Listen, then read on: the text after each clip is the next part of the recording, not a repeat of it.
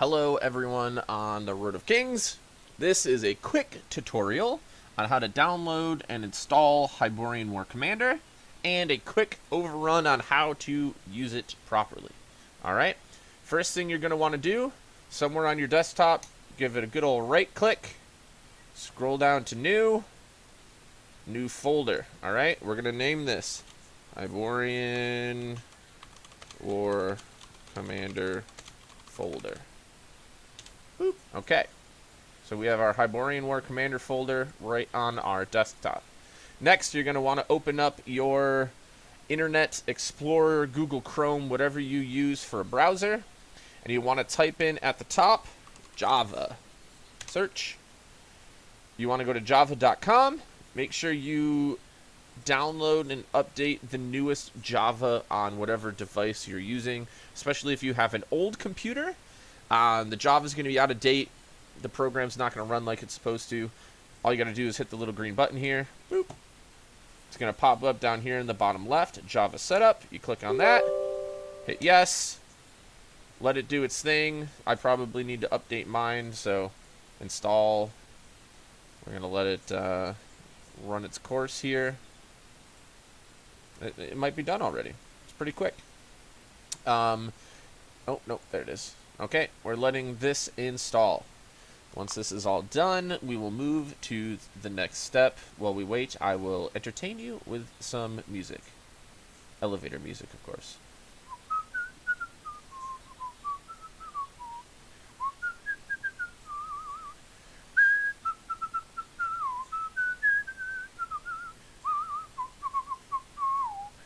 Alright, as we can see here, this is an old version. See, out of date data version detected. We're going to uninstall that because we're getting the new version. Alright, hit next and close. Alright, so we are updated to the newest version of Java, which is what we need. We can close that page out. Next, we're going to go to a familiar website for probably most of you, is grimfinger.net. We're going to scroll down to the section that says Player Aids. That is not the disease. This is things, you know, to help us out. You're going to click on Steve Smith's Hyborian Commander. Alright, down in the bottom left-hand corner of your monitor, you will see hwc.zip. We're going to click on that. This should open up this little window for us. And this is all of the stuff. You don't really need any of this right now. The big thing that we're worried about is this extract all button that is up here at the top of the page. We're going to click extract all. Then we need to find our folder that we made right at the beginning of this video. So we're going to click browse. We're going to go to our desktop here. I already have one saved. We made Hyborian War Commander folder. You select that folder. You come down here, select folder, click. So now it's going to tell you the path that these files are going to go to, and we want to click extract. There we go. Then we can close out of all of this. So now our Hyborian War Commander folder that we had, we're going to double click on it, and now all of this should be right inside.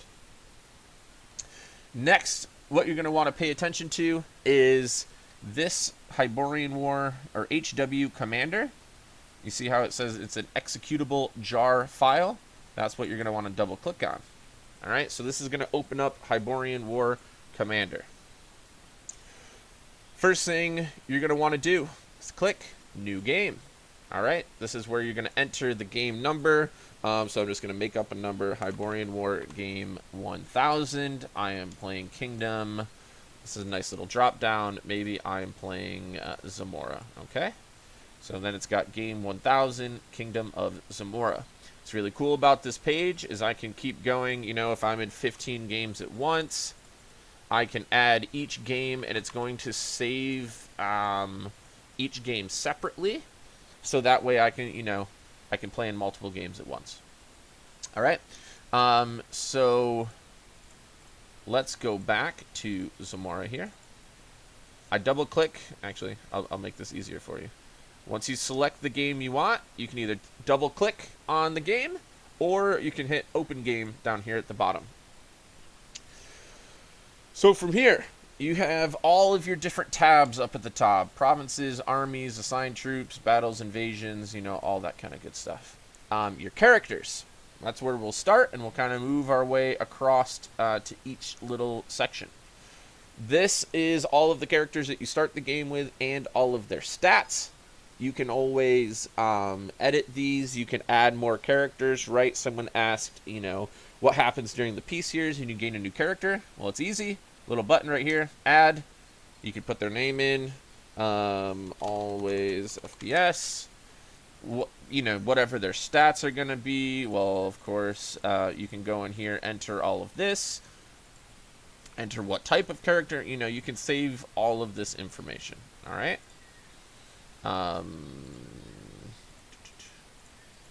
And then after you save that, there's that character right there. Okay. Now, to actually give your characters a command, you open up your character. Just like before, you can either double-click on them, or you can select it and then come down here to View/Edit, and it will pull up their stats. To issue a command to your character, whether it's actively rule, you know, whatever you're thinking, there's a little button here that says Command. This pops up this little window. You click the drop-down. Here are all of your choices that you could possibly, your character can possibly do. All right. So if I'm going to send my character out to join army, it pops up. All right.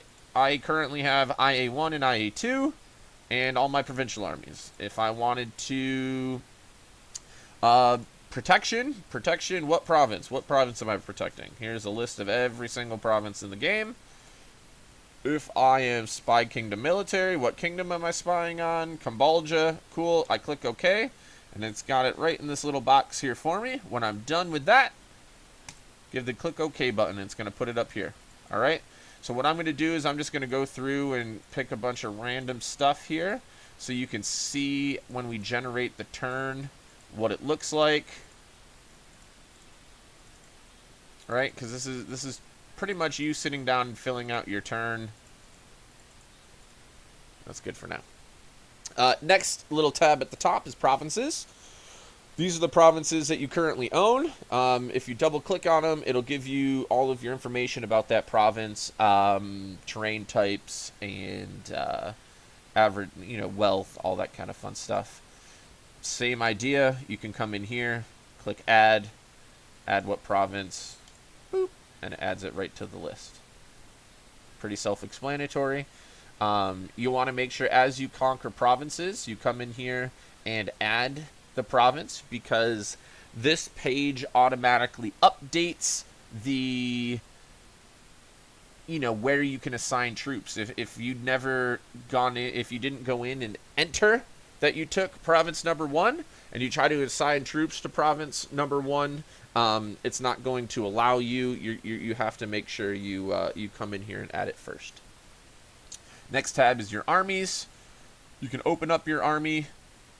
ID 1, you update how many troops you have. I don't typically come in here and update the number of troops because it really doesn't matter.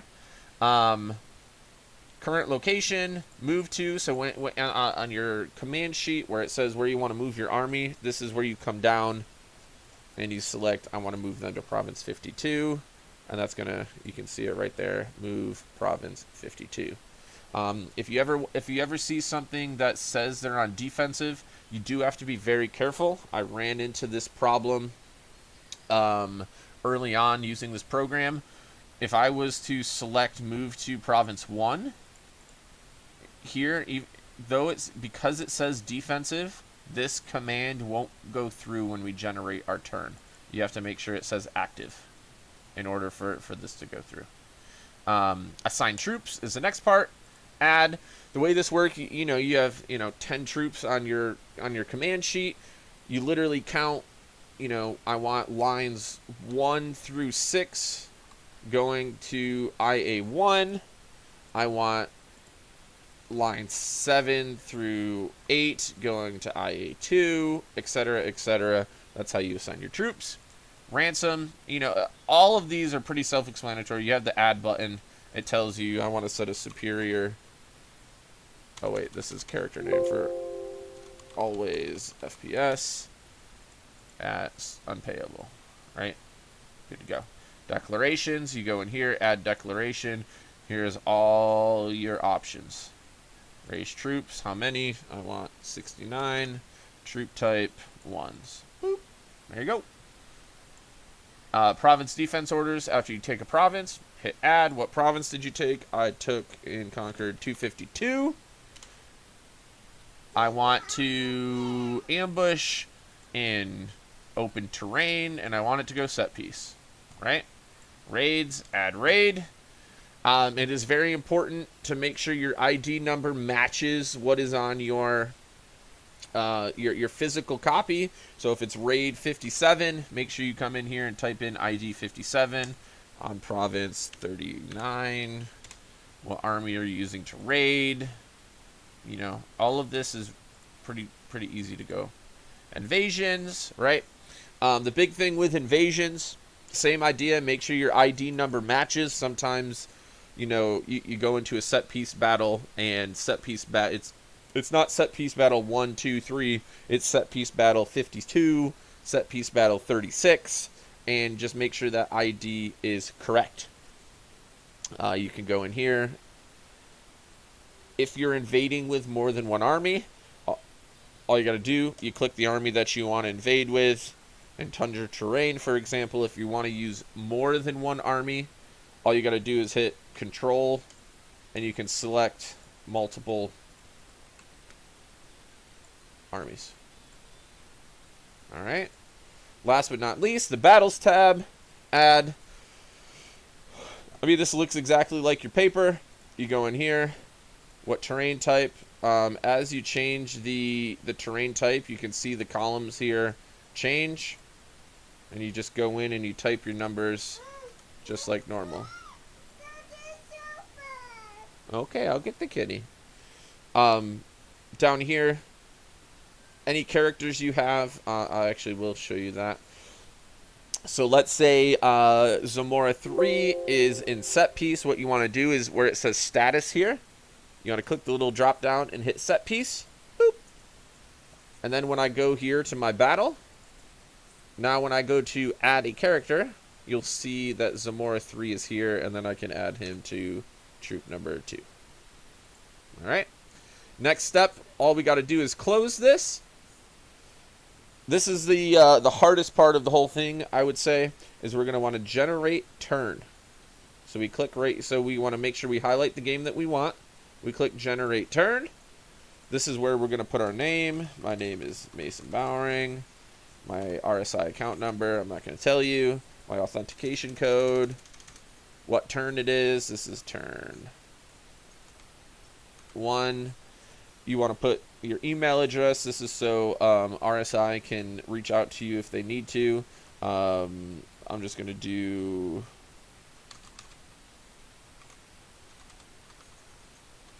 just so I can show you.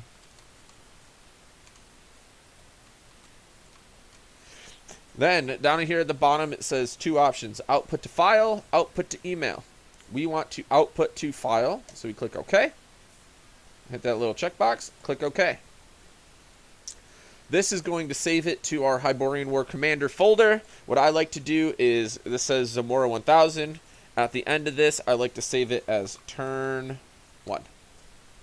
Click save. Now I can close this little window. I'm going to go back to my Hyborian War Commander folder. This is the data folder that we just saved our turn to. I come down here. This is where it says Zamora 1000 turn 1. Open that up. Here we go. There's my turn. So I literally go like this. Copy. I go to my email. Boop. Compose a new email. Right click. Paste. There's my turn. In the subject line, I usually copy these top 2, this little paragraph here. Orders for Zamora in Hyborian War game, blah, blah, blah. Here's my authentication code. Make sure you type in hw@reality.com. Go ahead and hit send. and you'll be good to go. As you can see, here's all your characters' commands. They got Spy, Kingdom, Military, Cambodia, right? It's all done for you. My armies are moving to these provinces. I have these troops joining. My ransom is set to unpayable. Here's all my declarations, defense orders, raid orders. It's all right there for you. But that is all I got for you. Feel free to shoot me a message. If you need me to walk this through you, that didn't make any sense. If you need me to walk through this with you, shoot me a message. I've got no problem chatting with you on the phone or anything like that, trying to help you through. See you later. Bye.